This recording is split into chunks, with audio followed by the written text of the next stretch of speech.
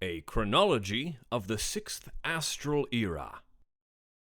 To forge a path to the future, one must first understand the past.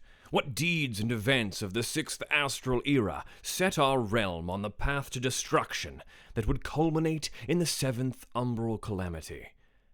This timeline enumerates the major happenings of Eorzea and its city-states leading up to that fateful day when catastrophe struck. Year 1. The frigid climes brought forth by the Great Deluge subside, heralding the advent of the Sixth Astral Era. Circa Year 10. Survivors of the Sixth Umbral Calamity form small communities in Giribania, descending into conflict over the area's limited resources. Many flee Abalathia entirely as the floodwaters recede. The Archon Nunkrepf leads a group of refugees away from the chaos of the mountains, sailing to an island in the northern Empty, where they found the village that will later blossom into the city of Hydaelyn. Year 201. With a burgeoning populace, the Hydaelyn system of direct democracy becomes unviable, and the Forum is instituted as a decision-making body where elected peers debate key issues of governance that had theretofore been at a standstill. Year 233. Hydaelyn astrologian Lufon pens The Five Ages, an Eorzean chronology, an attempt to unify the independent calendars used by each of the city-states in the Fifth Astral Era. Circa Year 350. The Hyur tribes emigrate en masse from the northern continent of Ilsabad in the first of three great migratory waves, and their numbers in Eorzea begin to swell. A band of Elezen displaced from their ancestral home in central Aldenard come to settle in Kurthus. Circa Year 360. Elezen settlers come to the Sea of Clouds, where they commence construction of the mountainside sanctuary to Hydaelyn that will later become St. Thorin's Basilica. Small villages spring up in the vicinity, laying the foundation for the nation of Ishgard. Circa Year 370. The great worm Hraesvelgr consumes his Elezen lover Shiva, entwining their souls for eternity and ushering in an era of peace between dragon and man. Year 432. Hydaelyn society names its first Archons, individuals who have distinguished themselves in specialized fields of study. These Archons gather and form an educational body, the Studium, to serve as an institute of higher learning. Year 545. According to Ishgardian Holy Scripture, 545 marks the year when King Thorin is visited by the goddess Hydaelyn, who beseeches him to guide his people to the promised land of Kurthus. As the legend is told, the great worm Nidhogg attacks the caravans on their journey, and King Thorin and half of his men are slain before the dragon is valiantly driven away. The remaining knights, including the king's son, Haldreth, guide the Elezen survivors to their destination. Circa Year 550. In truth, King Thorin and his Knights 12 ambush and slay Ratatosk of the First Brood, devouring the she-dragon's eyes to acquire preternatural wisdom. Enraged by this betrayal, the great worm Nidhogg pursues and kills the king and half of his company, heralding the end of the era of peace and the beginning of the Dragonsong War. The Holy See employs the power of 24 dragon eyes to erect a great arcane ward, later to be known as Danafin's Collar, that envelops the entirety of Ishgard as the city steels its defenses against the coming raids by Nidhogg's brood.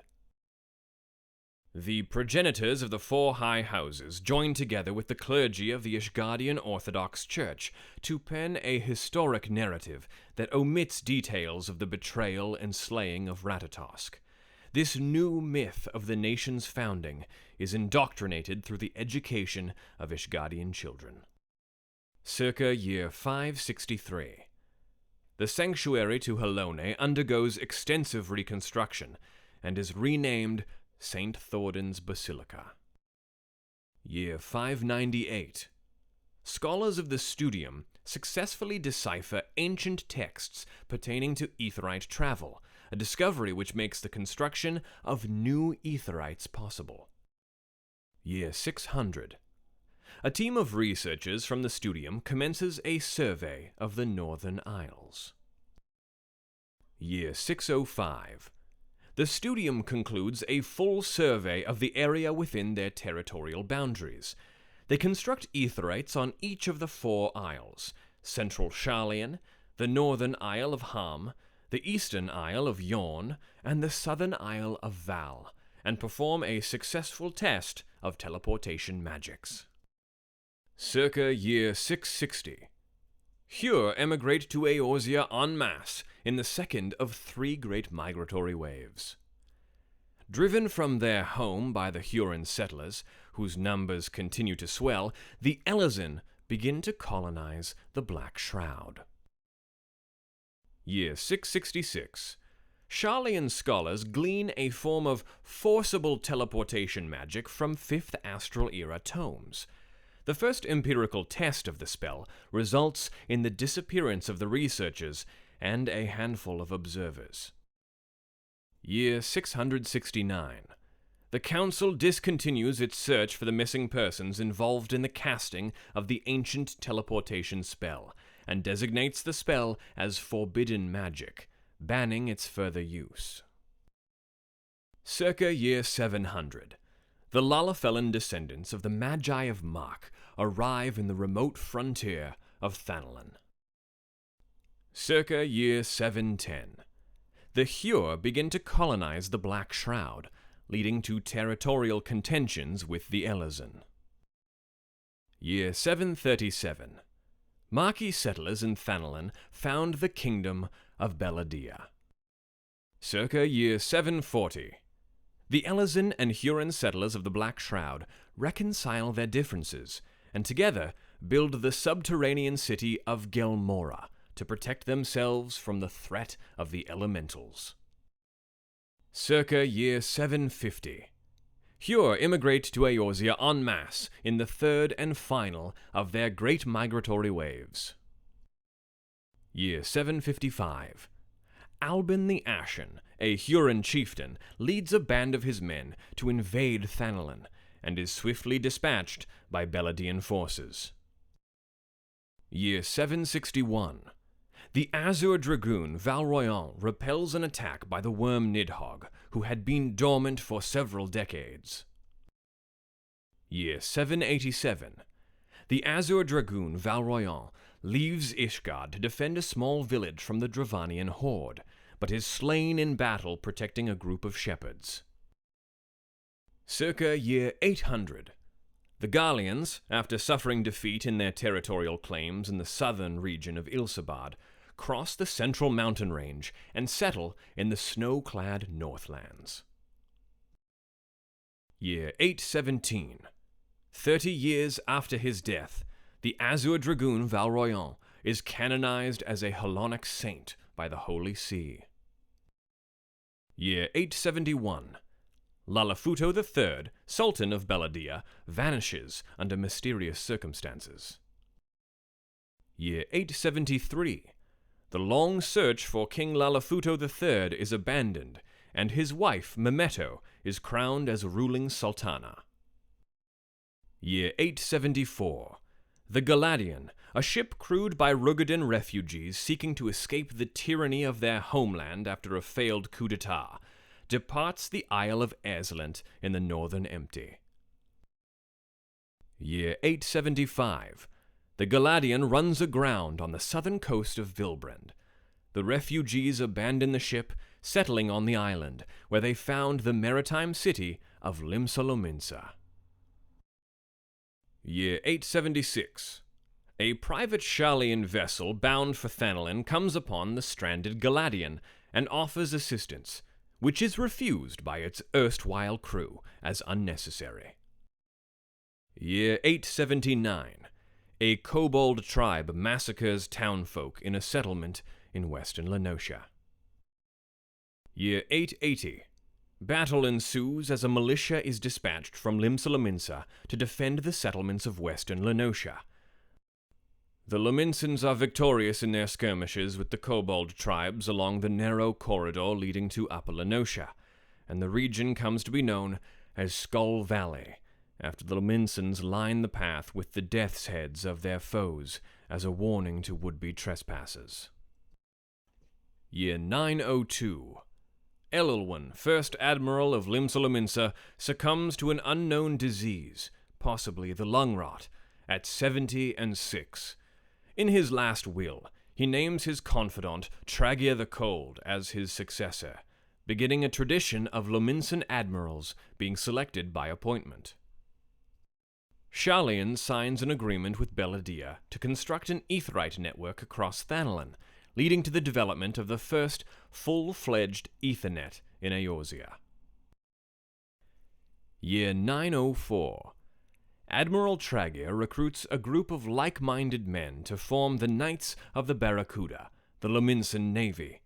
Commanding its land forces, popularly known as the Yellow Jackets, he leads a raid on Kobold territories in the name of the city-state. Year 905. The Knights of the Barracuda establish Camp Skull Valley in western Lenosha, seizing a portion of Kobold lands and opening the region for colonization. Year 908. Large-scale logging commences in Lower Lenosha.